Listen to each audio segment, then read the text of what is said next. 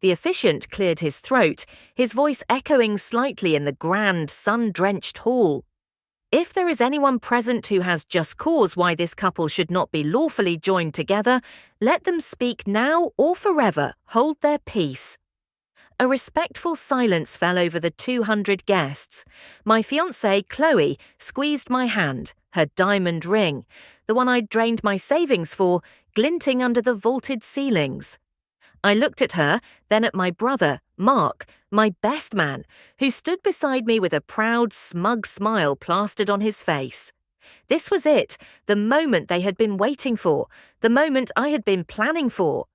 I gently pulled my hand from Chloe's grasp and took a small step forward.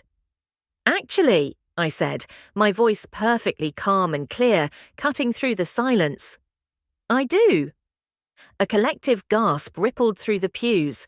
Chloe's smile faltered, her eyes wide with confusion, not yet with fear.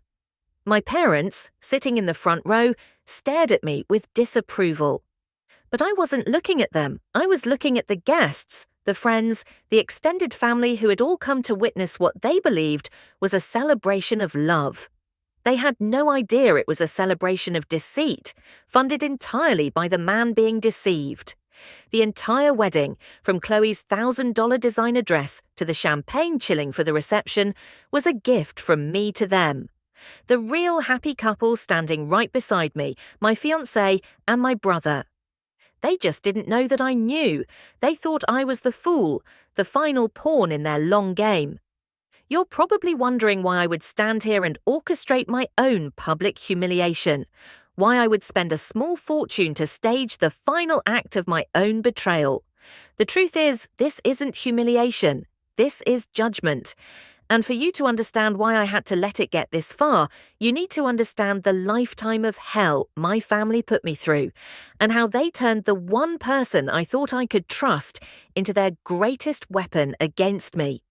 It all started not with hate, but with the quiet, crushing weight of being the son who was never good enough. My family operated on a simple, unspoken rule. Mark was the son they wanted, and I was the son they had. He was the golden child, destined for greatness without ever having to try. I was the workhorse, the scapegoat, the built-in disappointment. Growing up, our home was a monument to this imbalance. When Mark got a B on a paper, my parents would throw a celebratory dinner for his great effort. When I brought home straight A's, my father would glance at the report card and grunt, "Don't get a big head. Try that in college and see what happens." It was never enough. I was never enough. Any praise I received was always qualified, always a warning against pride, while Mark was celebrated for simply existing. My 16th birthday present was a lecture about getting a part-time job to pay for my own car insurance. Mark's 16th birthday present was a brand new convertible, parked in the driveway with a giant red bow on it. My parents' justification was that Mark needed to focus on his studies, despite his grades being mediocre at best. I, on the other hand, was expected to work 20 hours a week, maintain my grades, and contribute to the household by handling all the yard work and repairs my father didn't feel like doing. Any money I made was my money, but any expense I had was also my responsibility. Meanwhile, Mark lived like a prince, his allowance never running out, his mistakes always cushioned by our parents' checkbook. If he dented his car, it was a tragedy. If my old beater broke down, it was a lesson in financial planning. This dynamic followed us into adulthood. I put myself through college with a combination of scholarships and student loans, working 2 jobs to make ends meet. Mark dropped out after 2 semesters, and my parents paid off his tuition debt and bought him a condo so he could find himself. They saw my independence not as a strength, but as a stubborn refusal to rely on them.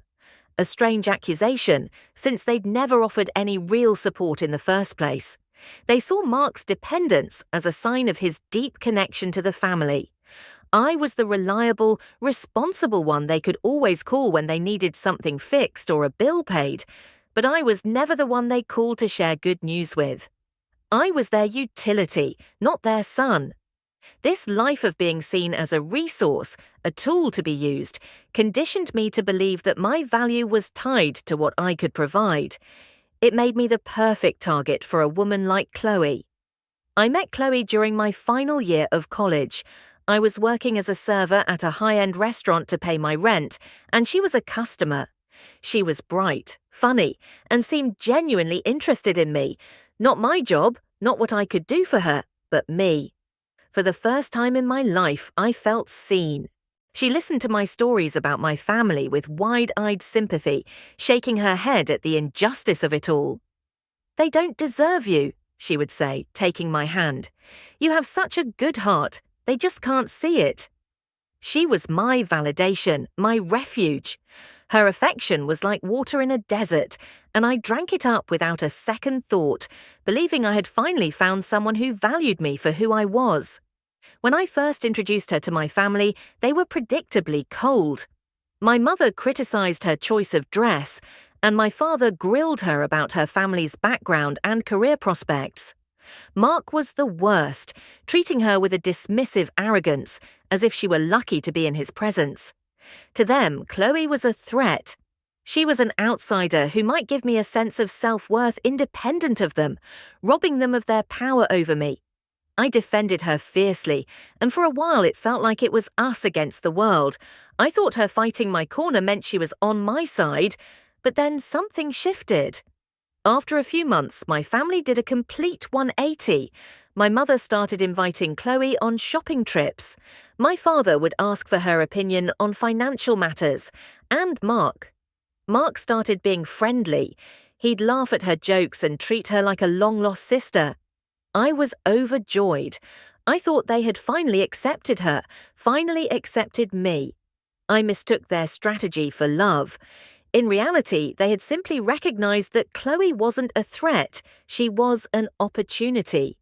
They saw that she too understood my core programming, my desire to provide, to prove my worth through sacrifice. They had found a new, more effective lever to pull. Soon, Chloe's loving whispers began to echo my family's old demands, just wrapped in a prettier package. "We need a better apartment if we're going to build a life together," she'd say. Or, "That old car of yours isn't safe for our future family." Every request was framed as an investment in us, and I, desperate to build that life with her, never once questioned it. I was so starved for a real family that I failed to see I was just funding the construction of a more elaborate cage. The engagement was my idea, a desperate move to solidify the little bubble of happiness I thought I had built with Chloe. When I got down on one knee, she cried tears of joy, and for a moment, it felt real. That feeling lasted until the wedding planning began. The scrapbook she pulled out wasn't filled with cute ideas. It was a meticulously organized binder of pure extravagance. The venue she had her heart set on was a historic country club that cost more than my car. Her dream dress was from a Parisian designer with a 5-figure price tag. The guest list swelled from 50 of our closest friends to over 200, packed with my parents' business associates and distant relatives I hadn't seen in a decade. When I tentatively suggested we could have a beautiful, intimate wedding for a fraction of the cost, the coordinated assault began. Chloe's eyes would well up with tears. I thought our wedding day was supposed to be special," she'd whisper, her voice trembling. "I guess I just dreamed of having one perfect day. After everything you've been through, don't we deserve this?" If her guilt-tripping didn't work, my family would step in. My mother would call me, her voice dripping with disappointment. "Chloe is a wonderful girl, and she deserves to feel like a queen. Don't embarrass this family by being cheap." The word cheap was her favorite weapon, a direct attack on my manhood and my ability to provide. My brother Mark was the most effective. He'd pull me aside, acting like he was my confidant. "Look, man, I get it. It's a lot of money," he'd say, clapping me on the shoulder. "But this is for Chloe. You love her, right? Sometimes you just gotta step up. A man provides. That's just how it is." He'd say it with such sincerity, positioning himself as my wise older brother, guiding me through the complexities of being a man. Every conversation was a masterclass in manipulation, designed to trigger all my old insecurities, my desire to be a good partner, my fear of being a disappointment, my lifelong conditioning to sacrifice for the happiness of others. They had me cornered, so I did what I was trained to do. I surrendered. I cashed out the stocks I had been painstakingly accumulating since my first job. I took out a personal loan that made my stomach churn. I told myself this was the final test. This was the price of admission into a life of love and acceptance. I was buying my own family, and I didn't care that the cost was everything I had. I was paying for a dream, not realizing I was funding a nightmare. As the wedding day drew closer, the financial drain became a constant, sickening hum in the back of my mind. But it was the little things that started to prickle at my intuition. Chloe, who once shared everything with me, now guarded her phone like it was a state secret. She'd angle the screen away from me and hastily close apps if I walked into the room. There were more and more late-night calls, hushed and urgent, followed by flimsy excuses. "Oh, that was just my mum stressing about the seating chart," she'd say, with a dismissive wave of her hand. Most of her new stories seemed to involve Mark. "Mark took me to see the ice sculpture artist today. Mark helped me pick out the party favors." They were spending an alarming amount of time together, but she framed it as him being a supportive future brother-in-law. "He's been such a rock for me while you're so busy with work," she'd explain, smiling sweetly. The truth came out on a Tuesday night. It wasn't through a dramatic confrontation, but through a moment of sheer carelessness on her part. She had been using my tablet to look up honeymoon destinations and had left it on the coffee table. I picked it up to check my email, and her messaging app was still open. A notification from Mark popped up at the top of the screen.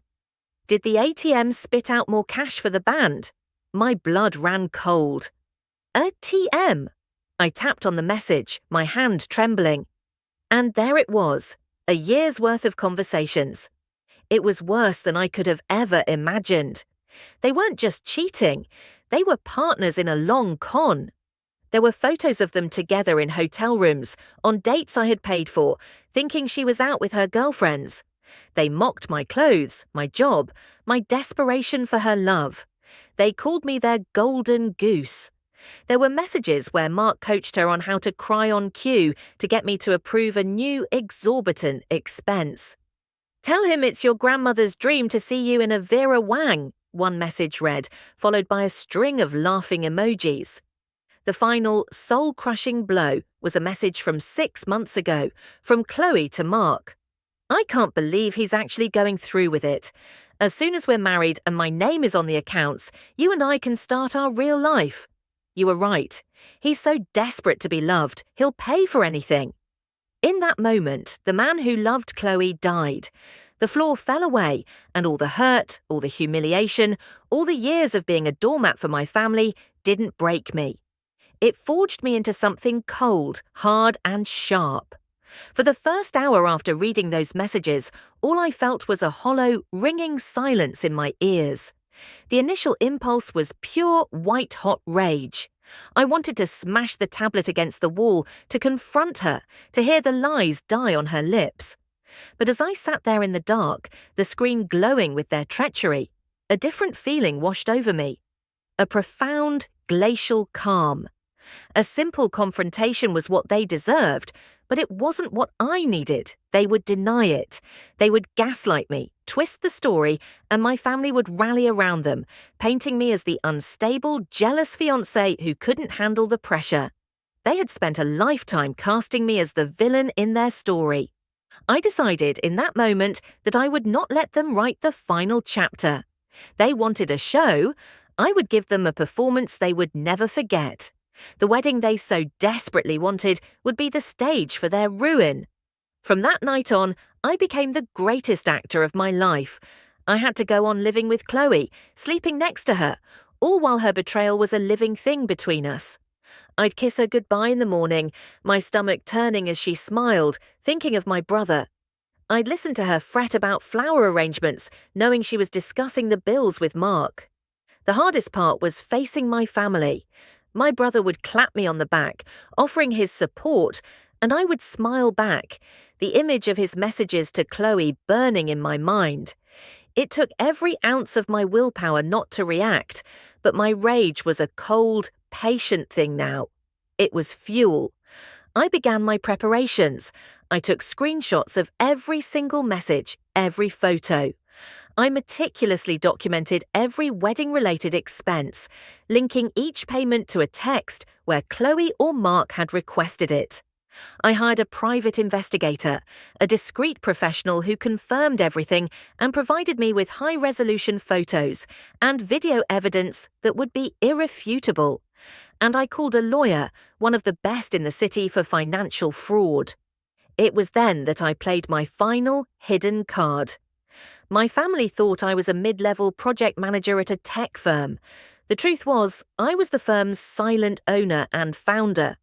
I had started it in college and built it from the ground up. I kept my success quiet because I was determined to find someone who loved me, not for my bank account.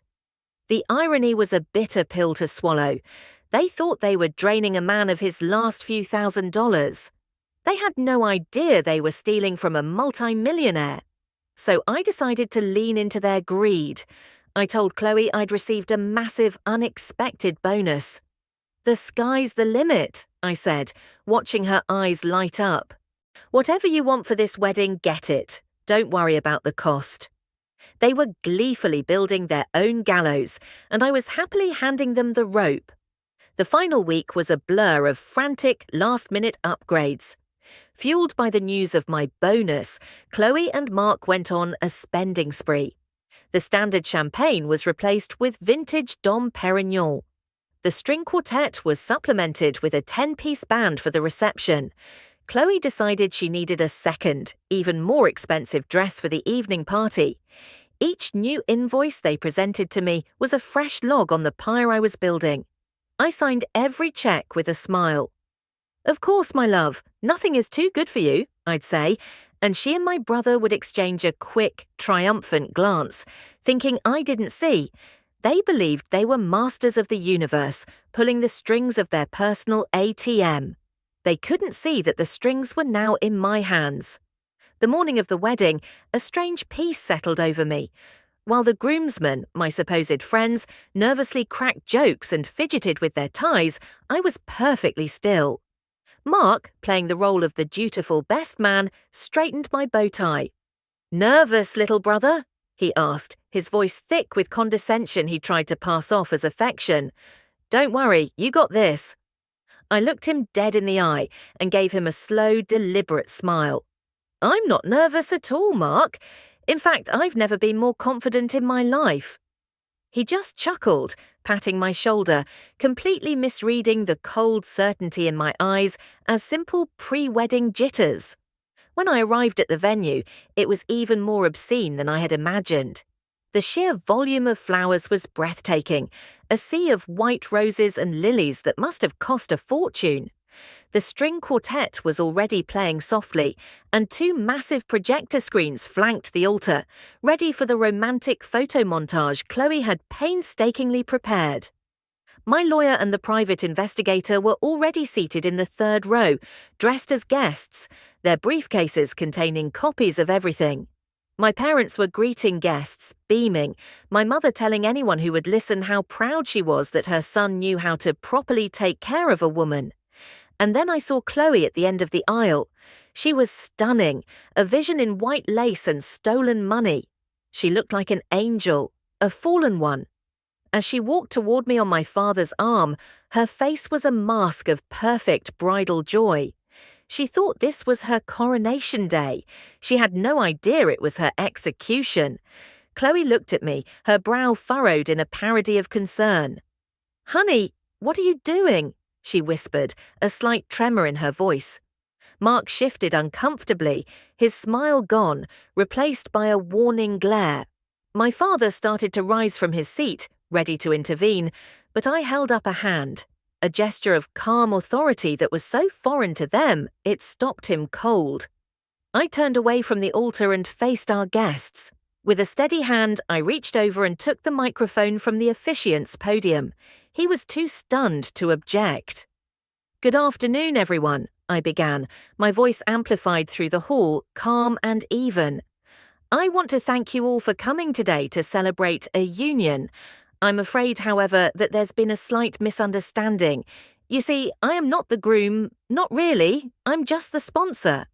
Confused murmurs filled the church. I let them hang in the air for a moment before continuing. "The real couple being celebrated today, the two people who are truly joined in a deep, committed partnership, are my fiancée Chloe and my best man, my brother Mark." A wave of shock rippled through the crowd. Chloe let out a choked sound, a mix between a laugh and a sob. "What are you talking about? Are you insane?" she hissed, her voice cracking. "Insane? Number I'm just finally seeing clearly," I said, and with a small nod to my lawyer in the third row, the show began. He discreetly pressed a button on a remote.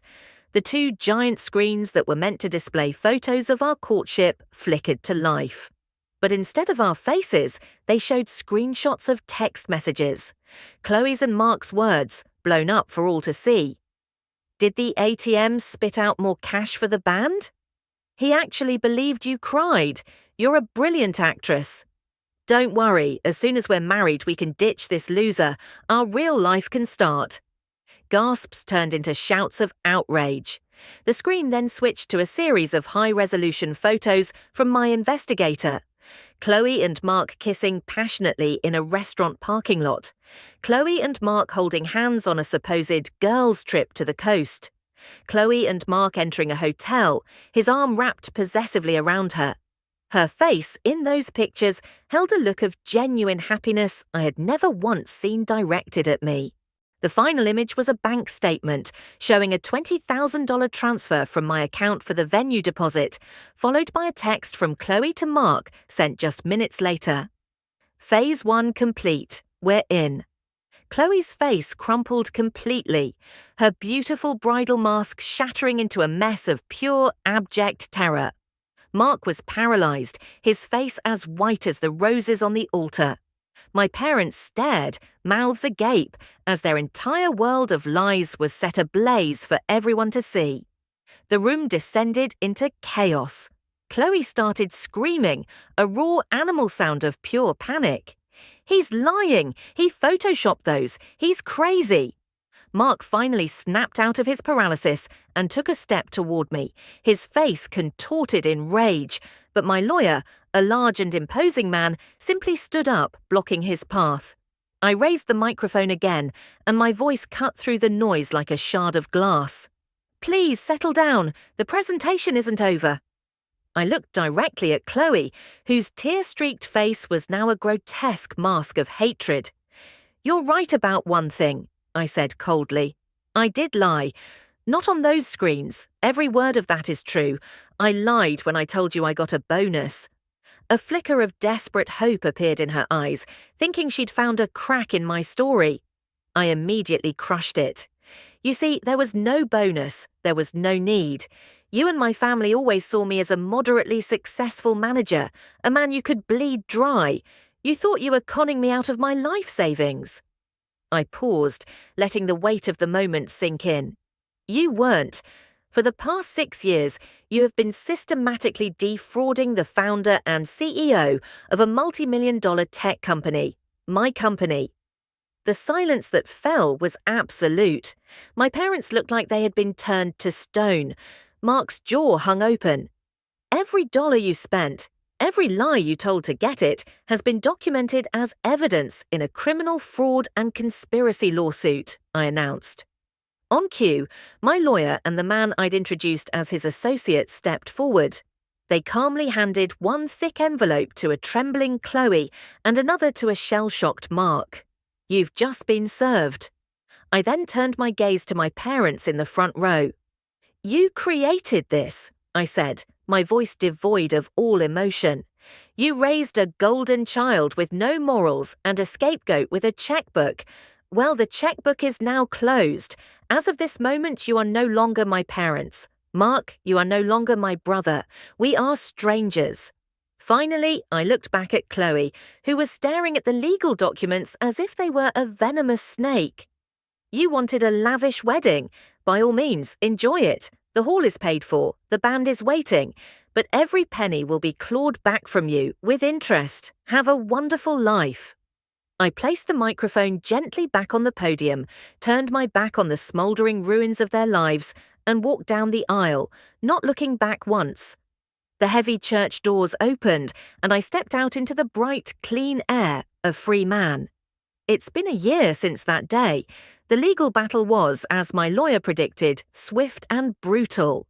The mountain of evidence I had was so overwhelming that Chloe and Mark didn't even have the option of a real fight. The court ruled entirely in my favour, awarding me damages that covered not only the cost of the wedding, but also punitive damages for the calculated fraud.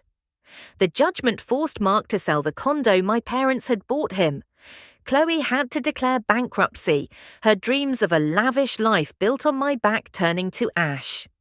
The last I heard, they were living together in a tiny, run-down apartment on the other side of the country, crushed by debt and socially radioactive.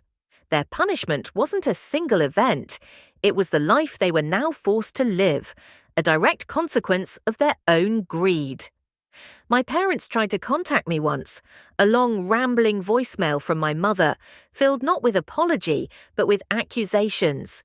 She blamed me for destroying the family and for not being able to take a joke. It was the final, pathetic gasp of a narrative that no longer had any power over me. I deleted the message without a second thought and blocked their numbers for good. They had made their choice decades ago, and on that day in the church, I had simply made mine. Their social circle, the one they cared about more than their own son's well-being, evaporated after the public humiliation. They were left alone with the ruin of their golden child. People might say that what I did was cruel, that revenge is an empty victory. They're wrong. My revenge wasn't about inflicting pain for its own sake. It was about reclaiming the truth. For my entire life, I had been living in a story they wrote for me, one where I was worthless, a utility, a fool. Staging their downfall wasn't just about tearing their world down, it was about building my own. It was a declaration of self-worth. It was the final, definitive proof that I was not the person they had tried to make me. The peace I have now is not empty, it's full. It's the piece of a balanced ledger, of a story that has reached its proper conclusion.